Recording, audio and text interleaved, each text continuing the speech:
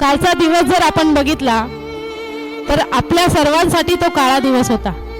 केवळ आपल्यासाठीच नाही तर संपूर्ण देशासाठी जो काळा दिवस म्हणावा लागेल त्याला।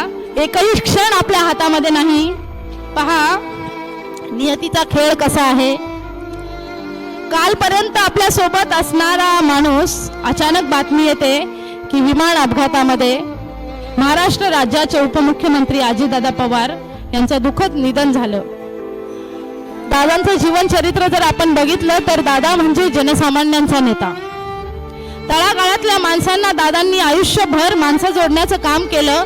तळागाळातल्या माणसांना प्रत्यक्ष भेटून त्यांच्या समस्या सोडवण्याचं काम दादांनी केलं। आयुष्यभर ज्या माणसाने माणसं जोडण्याचं काम केलं त्या माणसाने जातीपातीचं कधीही राजकारण केलं नाही। अशी व्यक्ती आपल्याला काल सोडून गेली।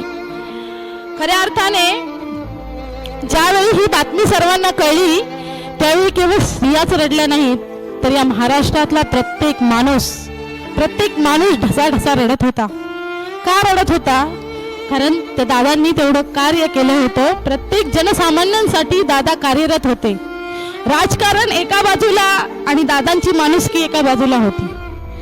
आणि यामुळे त्या माणसाने सर्वांच्या जो प्रभाव त्यांचा होता तो सर्वांवर होता आणि त्यांच्या जाण्याने खऱ्या अर्थाने आपल्या महाराष्ट्राला कधीही न भरून निघणारी पोकळी आज निर्माण झाली आहे।